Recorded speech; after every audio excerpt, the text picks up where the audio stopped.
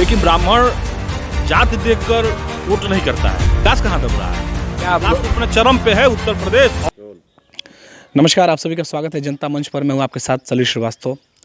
चुनावी यात्रा में हमारी टीम आज पहुंची है भटनी, जहां पर यहां से भारतीय जनता पार्टी ने अपने प्रत्याशी सुरेंद्र चौरसिया को मैदान में उतारा है। जैसा कि हमने रिसर्च किया कि ये जो पूरा क्षेत्र है, ये बाहुल क्षेत्र तो है ब्राह्मणों का, लेकिन यहाँ से सुरेंद्र चौरसिया को वोट देना बीजेपी के लिए कितना कारगर साबित होगा और इस चुनाव में बीजेपी की क्या जीत होगी, क्या हार होगी, इस सब कई सारे ऐसे मुद्दे हैं। इस पर बात करने के लिए हमारे साथ मौजूद है हिंदू आवानी के जिला उपाध्यक्ष और पूर्व में ब्लॉक प्रमुख प्रत्याशी भी रहे हैं गिरधारी तिवारी जी, जिनसे हम बातचीत करके जानेंगे कि भटनी का जो पूरा ये एक जो ब्राह्मण बाहुल क्षेत्र बताया जाता है, तो इसका असर रामपुर कारखाना के जो प्रत्याशी हैं उनके ऊपर कितना पड़ेगा और चुनाव में किस तरीके से जीत हासिल करेंगे। गिरधारी जी, जनता मंच पर आपका बहुत बहुत स्वागत है। बहुत बहुत धन्यवाद आपको। ब्राह्मणों की एक ये चिंता है कि बीजेपी उनसे खफा है, लेकिन कहीं ना कहीं सभी पार्टियां ब्राह्मणों के दम पर ही जीत का बिगुल फूंक रही हैं। क्या कहेंगे? देखिए, ये तो बिल्कुल सत्य बात है कि ब्राह्मण एक ऐसी जाति है जो जिस पार्टी के तरफ अपना रुख करती है, सरकार बनाने में मुख्य योगदान उस पार्टी ब्राह्मण की रहती है। तो रामपुर कारखाना ब्राह्मण बाहुल्य क्षेत्र है और ब्राह्मणों का बड़ा बड़ा गांव इस विधानसभा में आता है, लेकिन ब्राह्मण जाति देखकर वोट नहीं करता है। ब्राह्मण जो पूरे उत्तर प्रदेश के जो ब्राह्मण हैं वो जाति देखकर वोट नहीं करते, वो भारतीय जनता पार्टी की विचारधारा को वोट करते हैं। तो क्या पार्टी को कोई इतना प्रतिभावान ब्राह्मण नेता नहीं दिखा जो सुरेंद्र चौरसिया को टिकट दिया गया? देखिए, मैंने भारतीय जनता पार्टी एक ऐसी पार्टी है कि वो जाति विशेष को और जाति के जहां वोटर ज़्यादा है उसको टिकट देने के पक्ष में नहीं रहती है। भारतीय जनता पार्टी ने जिस व्यक्ति को टिकट दिया है रामपुर कारखाना से, वो ज़मीनी स्तर का एक सामान्य कार्यकर्ता है।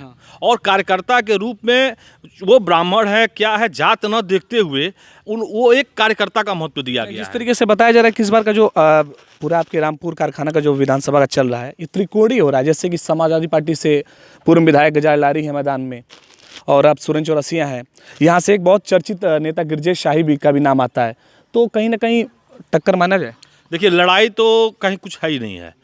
जैसे कि गजाला लारी जो समाजवादी पार्टी की प्रत्याशी हैं, पूर्व में विधायक वो रही हैं, तो उनका तो मतलब लड़ाई में कहीं कुछ है नहीं। गिरजेश शाही जो हैं उनका भी बसपा से वो प्रत्याशी हैं, लेकिन वो भी लड़ाई में कहीं नहीं है। और ब्राह्मण ठाकुर जो भी बिरादरी रामपुर कारखाना के हैं वो 100% भारतीय जनता पार्टी के साथ है और सुरेंद्र चौरसिया के पक्ष में वोट करने के पूरे पक्ष में वोट करेंगे भी। नहीं, जिस तरीके से बताया जा रहा है कि पूर्व में गजाल लारी ने बहुत अच्छा काम किया, विकास का है, और आज भी जिस तरीके से हमने चर्चा जब क्षेत्र में आपके हमने दौरा किया तो गजाला लारी का भी नाम अच्छा खासा दौड़ रहा है लड़ाई में। तो चुनाव क्यों हार गई?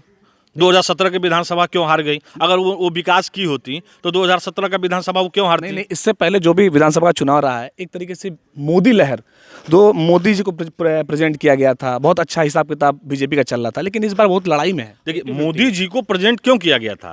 उनके विकास कार्यों को प्रेजेंट किया गया था। मोदी जी ने जो विकास किया था वो पूरा देश देख रहा था, वो एक प्रदेश के लिए तो किए नहीं थे। तो मोदी जी के विकास कार्यों को भारतीय जनता पार्टी ने लोगों तक पहुंचाया और भारतीय जनता पार्टी की सरकार उत्तर प्रदेश में। तो इस बार तो विकास के साथ साथ बहुत चीज़ लड़ाई आ गई है। हिजाब हो गया, आतंकवाद हो गया, और बहुत सारी अब बातें आ रही हैं चुनाव में। तो विकास तो कहीं ना कहीं लग रहा है अब दब रहे हैं सब चीज़ों से। नहीं, बिल्कुल नहीं दब रहा है। विकास कहाँ दब रहा है? क्या विकास तो अपने चरम पे है उत्तर प्रदेश। और 2022 में भारतीय जनता पार्टी की सरकार बनती है, पूज्य महाराज जी मुख्यमंत्री बन रहे हैं, और उत्तर प्रदेश आपको पूरे देश में उत्तम प्रदेश बनेगा।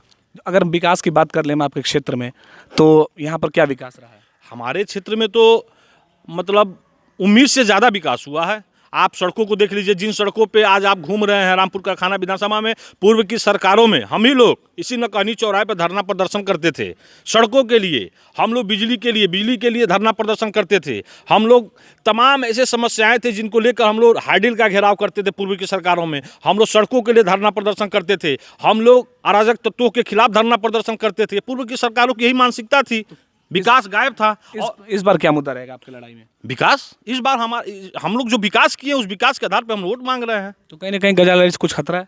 नहीं, कहीं कुछ नहीं। मैं फिर स्पष्ट कर रहा हूँ कि सुरेंद्र चौरसिया जी को किसी भी प्रत्याशी से कोई खतरा नहीं है, कहीं कोई लड़ाई में नहीं है। और आप 10 मार्च को देखेंगे जब परिणाम आएगा तो हमें लगता है कि सुरेंद्र चौरसिया भी पूरे प्रदेश में अपने विधानसभा से एक स्थान बनाकर और विधानसभा में जाएंगे और रामपुर कारखाना का विकास, स्वर्णिम विकास करेंगे।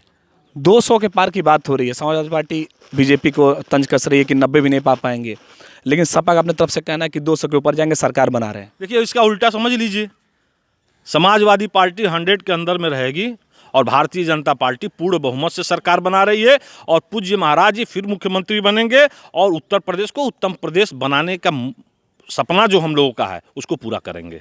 अच्छा जी।